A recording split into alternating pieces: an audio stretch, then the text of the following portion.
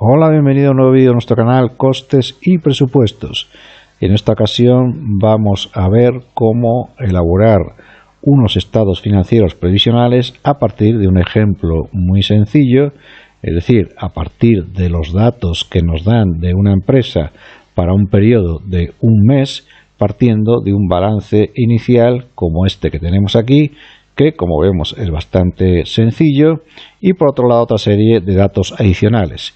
Y a partir de ellos lo que hacemos es elaborar estos estados financieros previsionales, que en definitiva consiste en hacer una cuenta de resultados previsionales para el periodo de un mes, para este caso. Por otra parte, un presupuesto de tesorería, es decir, cobros y pagos, y al final haremos un balance previsional para ese final de mes, en ese caso ese periodo de un mes. Por tanto, como decimos, partimos de estos datos que nos facilita esta empresa, que son estos que tenemos aquí, es decir, este balance que tiene una maquinaria por 5.000, amortización acumulada de 1.000, existencias de 4.000, un saldo de clientes de 3.000 y un saldo de bancos de 3.000. Y por otra parte, en cuanto al patrimonio neto y pasivo, tenemos un capital de 1.000, reservas de 4.000, parece que no existe beneficio al principio, tenemos un préstamo que debemos de 5.000, el saldo de proveedores son 2.000 y tenemos que pagar unos dividendos de 2.000. Y por otra parte nos dan, como decimos, esta información adicional, que en el caso de las existencias consiste en que tenemos o partimos de 400 unidades a un precio de 10. Ese es el dato para las existencias iniciales, que por tanto eso hace esas 4.000 de existencias iniciales que tenemos.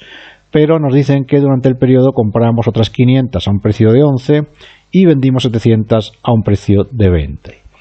Por otra parte nos están diciendo el tanto por ciento que cobramos a los clientes en ese periodo de un mes, que bueno, pues puede ser del 0 al 100, pero vamos a suponer que cobramos todo el saldo a los clientes, es decir, todo lo que vendemos a los clientes lo estamos cobrando en ese periodo, y por otra parte no estamos pagando nada porque estamos en ese periodo, porque estamos pagando lo que compramos a un plazo de, imaginamos, de 60 a 90 días. Y por otra parte nos dicen de los saldos que tenemos iniciales, es decir, no de lo que vendemos, sino del saldo inicial de balance, qué tanto por ciento estamos cobrando en ese periodo y qué tanto por ciento del saldo de proveedores, es decir, estas 2.000, estamos pagando en ese periodo. Y también nos dicen que estamos amortizando un 50% de ese préstamo de 5.000 que tenemos, lo amortizamos en este periodo, es decir, en este mes que estamos estudiando. Y además nos dicen de esos gastos que tenemos, o esos costes de estructura, que en este caso son sueldos y salarios, alquileres y unos intereses del préstamo, qué parte es gasto y qué parte es pago, o dicho de otra forma, de ese gasto cuánto pagamos, porque como sabemos la corriente de pago no tiene que coincidir con la corriente de gasto. Es decir, podemos tener gastos que no pagamos, como es el caso de sueldos y salarios, que como vemos en realidad tenemos un gasto en el periodo de 5.000, pero estamos solo pagando 4.000 y el resto lo dejamos a deber. Los alquileres sí parece que pagamos esos 1.000, recordamos que estos son datos previsionales, lo que prevemos que va a pasar, y los intereses del préstamo, que son 100 euros, también parece que los pagamos. Los dividendos vamos a pagar el 100%, y luego también tenemos el tanto por ciento de amortización, que en este caso es anual, que es ese 20%. Pues bien, con estos datos, como decimos, lo que vamos a elaborar son esos estados previsionales que consisten, en primer lugar, en hacer una cuenta de resultados previsional. Aquí la tenemos, con los datos que tenemos antes, pues las ventas serían, vamos a volver a los datos del enunciado, las ventas o lo que vendemos nos dicen que son 700 a 20 y ya salen esas 14.000 de ventas.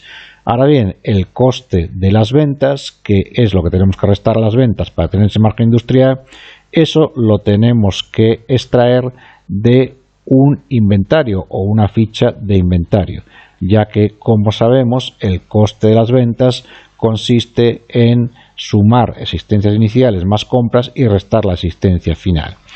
¿Cuáles son las existencias iniciales en este caso? Bueno, recordamos que el balance nos decían que eran 4.000 existencias iniciales y lo que comprábamos, las compras que hacía en este periodo eran 500 unidades a 11, por lo tanto las compras son 5.500. Y luego la existencia final, como lo sabemos, viene derivada de esta expresión, existencia inicial más compras menos el coste de ventas. Ahora bien, previamente, para saber cuánto es el coste de las ventas de esta empresa, que como sabemos son las unidades vendidas a precio de coste, debemos de realizar el cálculo que tenemos aquí en esta tabla, que en este caso lo vamos a hacer por el precio medio ponderado, porque nos dicen que es el método que aplica esta empresa. Por lo tanto, ¿cómo haríamos este método? Bueno, pues como sabemos, consiste el precio medio ponderado en tener las unidades de la existencia iniciales, que eran 400 a 10, y por otro lado hemos dicho que compramos 500 a 11. El precio medio ponderado, ¿cómo los traemos en este caso? Bueno, en todos los casos consiste en aplicar la siguiente fórmula. Por un lado, en el numerador ponemos el importe en euros de la existencia inicial más la entrada, o, dicho de otra forma, las unidades por su precio más las unidades que entran por su precio, y en el denominador sabemos que hay que poner la suma de las unidades. Entonces, en este caso, el precio medio ponderado se extrae de sumar 4.000 más 5.500 dividido entre la suma de las unidades, que son 900. De ahí extraemos este precio medio ponderado de 10,556. Por lo tanto, el coste de las ventas, como sabemos, consiste en multiplicar a las ventas, a las unidades vendidas, que según el enunciado nos dice que son 700, y eso lo multiplicamos por este precio medio ponderado de 10,556, y de ahí extraemos este coste de las ventas, que es lo que pasamos a esta ficha de inventario. Y de esta forma ya podemos saber las existencias finales, que este dato lo llevaremos al balance final. Pero ahora lo que nos interesaba era conocer el coste de las ventas, que ya lo tenemos aquí, está 7.389, que es lo que pasamos a la cuenta de resultados previsionales. Una vez que tenemos ese coste de las ventas, restando ese valor a las ventas, obtenemos el margen industrial. Y después tendríamos los costes de estructura de esta empresa, que, como hemos visto por el enunciado, pues consisten en estos gastos de sueldos y salarios de 5.000, unos alquileres de 1.000 y unos intereses de préstamo de 100. Y aparte también tenemos el dato de la amortización, la dotación a la amortización, que eso lo sacamos de multiplicar el activo, en este caso que solo tenemos esa maquinaria, la multiplicamos por el tanto por ciento de amortización, y eso lo dividimos por el número de meses, porque decíamos que este dato de la amortización era anual, ¿no? Entonces, repito que multiplicando el dato de la maquinaria, o el valor de esa maquinaria o de ese activo, que en este caso consiste solo en la maquinaria, multiplicado por ese tanto por ciento, ese porcentaje de amortización, que es anual, y dividido entre el número de meses, obtengo el dato de la amortización del inmovilizado. Bien, entonces, como sumando esos gastos, pues me da 6.183, eso lo resto al margen industrial y tendríamos un beneficio previsional de 428. Eso por un lado. En segundo lugar, lo que vamos a hacer es extraer un presupuesto de tesorería previsional. Bien, el presupuesto de tesorería previsional, como sabemos, consiste en ver o centrarnos en el flujo de cobros y pagos. Es decir, en la cuenta de resultados se centra en el flujo de ingresos y gastos, y en el caso del presupuesto de tesorería nos centramos en el flujo cobros menos pagos. Bien, partiendo del saldo inicial en bancos que teníamos de 3.000, lo que tenemos que ver es cuánto cobramos. Bueno, pues de clientes, que es lo que vamos a cobrar, vemos el dato del enunciado y nos está diciendo que de clientes vamos a cobrar el 100% de lo que vendemos, y aparte cobramos un 50% del saldo de clientes de balance, es decir, de esas 3.000. Pues simplemente lo que tenemos que hacer es sumar esos dos datos. Aquí, con esta fórmula, lo que estamos haciendo es ver cuánto hemos vendido durante ese periodo, y eso lo multiplicamos por porcentaje de cobros de esas ventas, y luego le estamos sumando al saldo de clientes ese porcentaje del 50% que cobramos del saldo de clientes, y eso nos da un resultado de cobros de 15.500.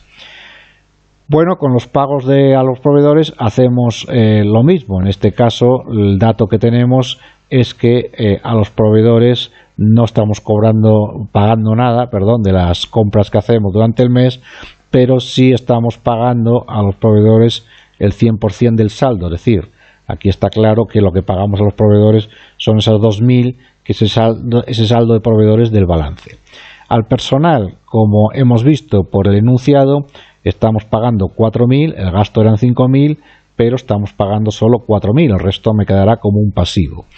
Estamos pagando por otra parte unos gastos financieros de 100, unos alquileres de 1.000, estamos devolviendo del préstamo la mitad del préstamo. Aquí lo que hacemos es multiplicar ese saldo del préstamo que tenemos de esas 5.000 a corto plazo por el tanto por ciento que pago o que amortizo de ese préstamo, de ese capital, que es el 50%, simplemente hacemos esa multiplicación y eso me da esas 2.500, y por otra parte a los accionistas esos dividendos le estamos pagando el 100% de ese saldo, esas 2.000. Bueno, pues ya tendríamos el presupuesto de tesorería, que simplemente sería partir de ese saldo inicial, le sumamos los cobros y le restamos el total de pagos que hemos hecho, y esto me da un saldo final de bancos de 6.900.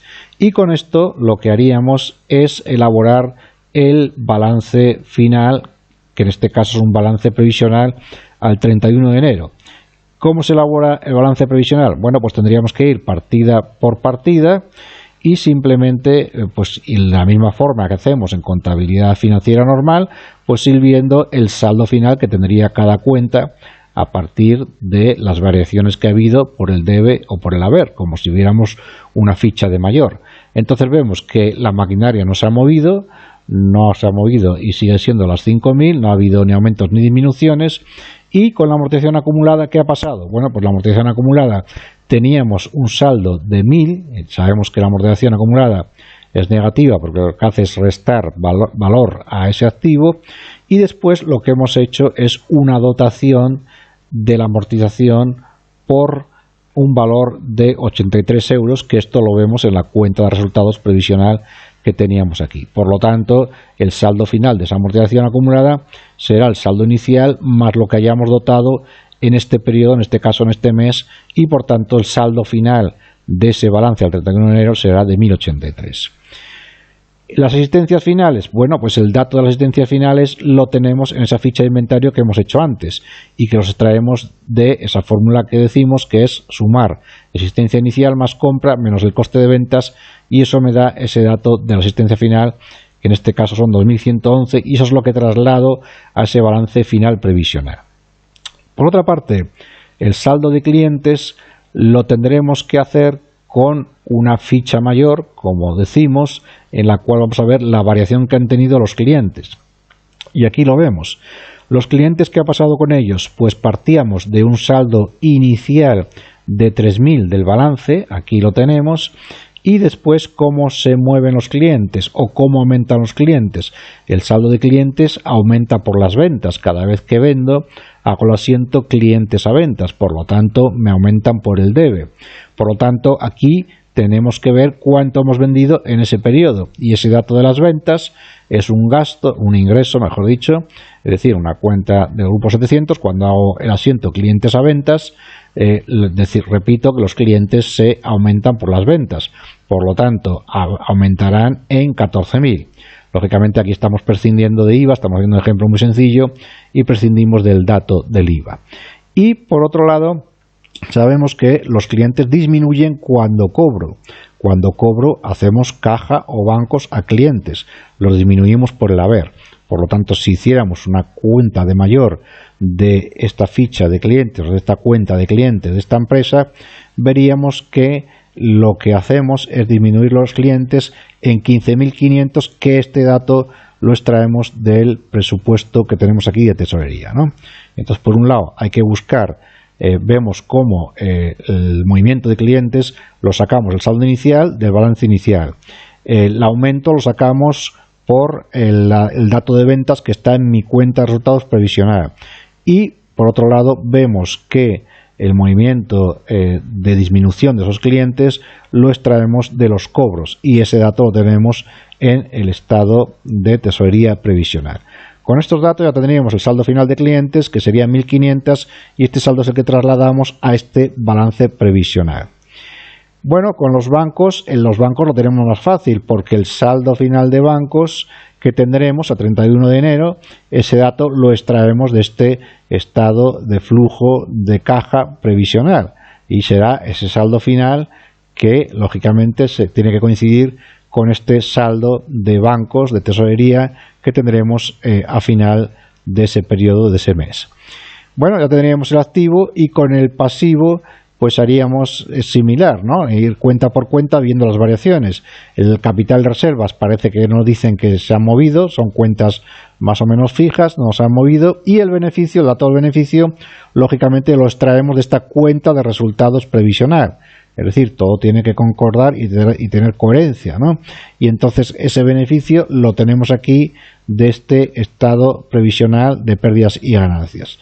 El préstamo, ¿qué ha pasado con el préstamo? Bueno, pues también consistiría en hacer una cuenta de mayor, pero bueno, se ve claramente, como es solo un movimiento, se ve claramente que teníamos un saldo del préstamo de 5.000 y hemos amortizado o hemos pagado, entonces le restaríamos lo que hemos pagado de ese préstamo, lo que hemos devuelto o lo que hemos amortizado. Vemos cómo estamos cogiendo este dato de 2.500 y por lo tanto el saldo final que tenemos como pasivo serán 2.500 también. El saldo de proveedores, pues hacemos lo mismo que con los clientes. Los proveedores, pero sabemos que funcionan al revés. Partimos de un saldo inicial que está por el haber, de balance inicial, y sabemos que los proveedores aumentan cuando compro. Entonces tendremos que ver este dato de las compras, lo tenemos que sacar de el dato de las compras, lo tenemos aquí. En el inventario que hicimos, vemos, también lo tenemos del enunciado, pero también lo tenemos aquí, ¿no? Las compras, lo que he comprado son 5.500 y habré hecho compras a proveedores. Y por otro lado, sabemos que los proveedores disminuyen cuando les pago, y ese dato de pago lo tenemos en el flujo de tesorería, en estas 2.000 que he pagado a proveedores. De aquí extraigo el dato. Y como vemos, pues simplemente será saldar esa cuenta y ver el saldo final de proveedores, que son de 5.500. Aquí lo tenemos. En cuanto al personal, bueno, pues en este caso consiste, como decimos, en ver de ese gasto cuánto he pagado, y la diferencia será lo que me quede como pasivo. Yo tengo, o se han devengado unos salarios de 5.000, pero como solo he pagado 4.000, el resto sabemos que se quedan como retribuciones pendientes de pago, ¿no? Es decir, se quedará como un pasivo, y esta diferencia es lo que se me queda en mi balance previsional como pasivo. Y entonces ya tendría todas las cuentas y ya vemos que coinciden el activo con el patrimonio neto más el pasivo, y esta es la forma de elaborar un balance previsional.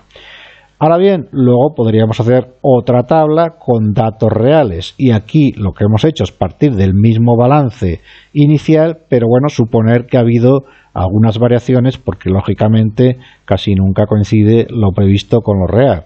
Y aquí, ¿qué es lo que hemos variado? Bueno, pues vemos que las compras, en vez de comprar 500 a 11, pues suponemos que compramos 400, las ventas han sido 750 a 20, vamos a suponer que antes no pagábamos a proveedores y ahora estamos suponiendo que pagamos a proveedores el 100%, también los clientes cobramos el 100%, y aquí el préstamo vamos a suponer que amortizamos, en vez de 50, amortizamos el 100%, y hemos cambiado algunos datos de estos gastos, es decir, en vez de 5.000 y 4.000, pues vamos a poner que los gastos de salarios han aumentado a 6.400 y pagamos 5.000, los alquileres aumentan también a 1.200 y los intereses a 120, y vamos a suponer que el tanto por ciento de dotación a la amortización, en vez del 20 va a ser el 15%, ¿no? Bueno, pues con estos datos, elaborando esos estados previsionales de la misma forma que hemos hecho antes, obtenemos estos datos que tenemos aquí. Y en este caso vemos que en vez de tener beneficio, tenemos una pérdida, aquí habría que poner que es pérdida previsional, de 1.171, y vemos como el estado o el presupuesto de tesorería, el saldo final de bancos, que antes era de 6.900, pues ahora tenemos 5.680. Pero la elaboración es exactamente igual. Con estos datos lo que haríamos es traspasar todos esos movimientos que ha habido a un balance final real, en este caso real, a 31 de enero, y veríamos las variaciones que ha habido respecto a los datos previsionales que teníamos. El coste de las ventas también, lógicamente, ha cambiado, pero lo que tiene que suceder es que me coincida, o que el balance, para que esté bien elaborado, lógicamente tiene que coincidir que el activo sea igual al patrimonio neto más pasivo. Y de esta forma podría ver las diferencias que tengo con esos estados financieros previsionales. Bueno, para que funcione esto, pues lógicamente podría verlo cambiando algunos datos. En esta situación real, vamos a suponer que las compras las compro más caras, que aquí el tanto por ciento de cobros a clientes es el 75%, vamos a suponer que amortizo el préstamo el 75% y que los intereses del préstamo, por ejemplo, han sido de 200 y que he pagado solo 120 y bueno, que he pagado también 200 porque pagamos todo, pero lo que hacemos con esta simulación es ver que sigue coincidiendo el activo con el patrimonio neto más pasivo y que ha habido variaciones. El saldo final lógicamente es distinto, ahora también tenemos pérdidas de 1.200 y bueno, pues ha habido algunas variaciones más también en cuanto al coste de ventas, pero lo que vemos es que funciona la plantilla porque el balance está cuadrado y con esos datos nuevos, con esas variaciones que ha habido, y de esta forma podemos ver cómo varían los datos reales a esa situación previsional que teníamos antes, ¿no? Y también nos serviría para hacer simulaciones con esos datos previsionales para ver qué es lo que pasaría si cambian algunas circunstancias en la empresa, como son el tanto por ciento de cobro a clientes o el tanto por ciento de pago a proveedores. Bueno, pues esta es una forma sencilla de ver cómo se elaboran unos estados financieros previsionales, pero lo importante es ver de dónde sale cada dato y que al final todo tiene que cuadrar, lógicamente, y el balance tiene que estar cuadrado, y es importante ver que el dato del beneficio o pérdida pues tiene que ir también al balance, y el dato del presupuesto de tesorería pues también va por el lado del activo corriente, es decir, todo tiene que tener concordancia y ver de dónde sale cada dato para extraer o elaborar esos estados financieros previsionales. Así que este era el ejemplo que queríamos ver hoy, espero que haya sido útil y espero verte en próximos ejemplos, próximos supuestos de nuestro canal Costes y Presupuestos. Un saludo y hasta pronto, nos vemos.